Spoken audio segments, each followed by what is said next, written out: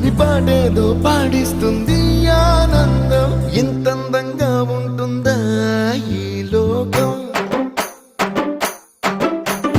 ఇన్నాళ్ళు ఈ మనసుకి తెలియాలేదే పాపం.